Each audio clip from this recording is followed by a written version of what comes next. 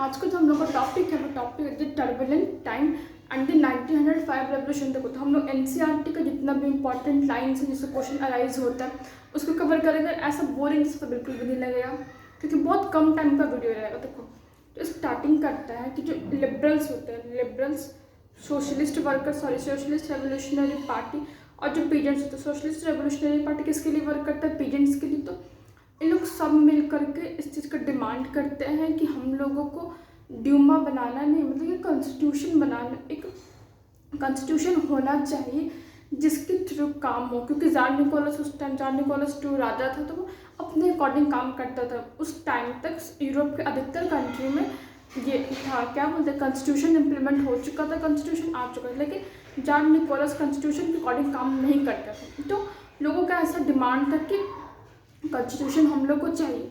तो सबको मिल करके एक यूनियन बनाते हैं, वर्कर्स यूनियन, वर्कर्स पार्टी बनाते हैं। पार्टी का नाम देख लेते हैं,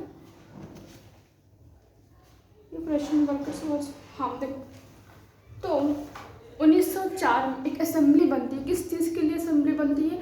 वर्कर्स को सपोर्ट करने के लिए असेंबली बनता है। दी असेंबली ऑफ वर्कर्स करके एक एसोसिएशन बनता है। उस एसोसिएशन का मेन काम यही था कि कॉन्स्टिट्यूशन का डिमांड करना। इसमें क्या था कि जो रशियन वर्कर्स थे वो शामिल थे। तो इस वर्कर्स के जो मतलब कि जो क्योंकि वर्कर्स के लिए काम करता था, तो इस जो 4 वर्कर्स जो इसमें काम करते थे उनके 4 वर्कर्स को संट पोलिटॉफ जो आयरन वर्क्स का जो फैक्ट्री है उस फैक्ट्री से उन लोगों को हटा दिया जाता है। क्योंकि अब देखो किसी एसोसिएशन में किसी एक आदमी को हटाओगे, जाहिर सी बात है सबको मिलकर उसको सिंपैथी देगा।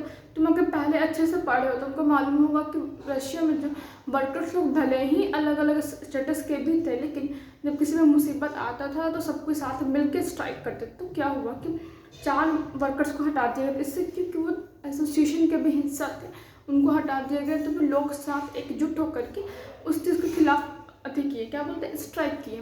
देखो यहाँ पे वर्ड है विंटर पैलेस। विंटर पैलेस क्या है कि वो महल जहाँ पे राजा रानी रहते थे वो विंटर पैलेस हो गया। तो वो लोग लगभग 1,10,000 वर्कर्स अपना स्ट्राइक पे चले जाते हैं, विंटर पैलेस के पास जाते हैं, स्ट्राइक करते हैं। और फिर क्या होता है कि ये जो स्ट्राइक होता है ये फादर गेपॉन के थ्रू होता है। मतलब कि फादर गेपॉन इस स्ट्राइक के लीडर रहते हैं, फादर गेपॉन स्ट्राइक के लीडर रहते हैं।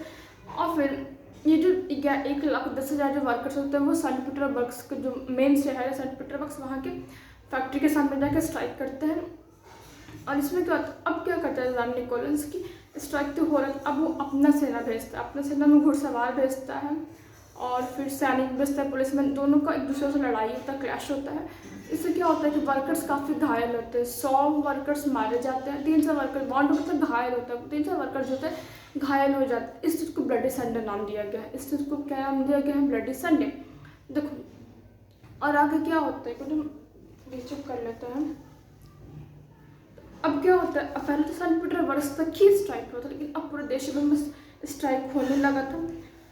अब क्या और क्या होता है कि यूनिवर्सिटी बंद कर दी जाती है, लॉयर्स अपना प्रैक्टिस छोड़ देते हैं, फिर ऑफिसर लोग नहीं जाने लगते हैं अपने काम। सबका यही डिमांड था, प्रोफेसर लोग नहीं पढ़ा जाते, स्टूडेंट नहीं जाते हैं पढ़ने। सबका यही डिमांड था कि वी वांट अ कॉन्स्टिट्यूशन, हम लोग को एक कॉन्स्टिट्यूशन चाहिए। तो लोग क्या करते हैं, एकजुट होते हैं, यूनियन ऑफ यूनियन करके बनाते हैं। इसमें भी यही चीज़ डिमांड रहता है कि कॉन्स्टिट्यूशन चाहिए। तो टाइम देख लेते हैं 1905 में।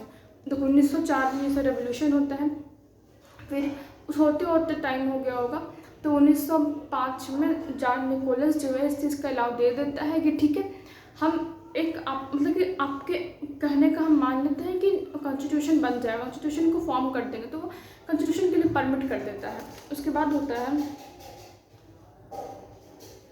फिर 1905 के बाद देखो क्या था कि 1905-14 तक तो हर एक जो पार्टी थी अनऑफिशियली वर्क कर रहा था।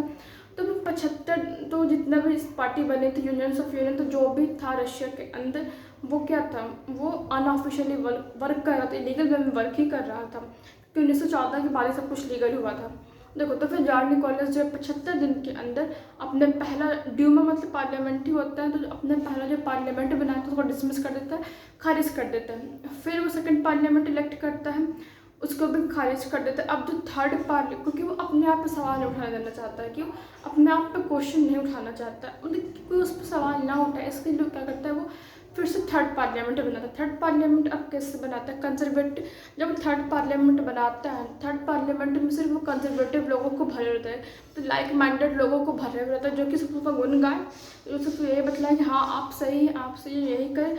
लिबरल्स को, रेवोल्यूशनरी को साइड कर दिया था, बस कंजर्वेटिव से अपना थर्ड पार्लियामेंट बना चुका था। तो अगर समझ में आए तो प्लीज़ शेयर कर देना फ्रेंड्स के साथ, और कमेंट करके बताना समझ में आ रहा है कि नहीं, या इस तरीके से समझ में आता है कि नहीं। अगर अच्छा लगे तो डू सब्सक्राइब।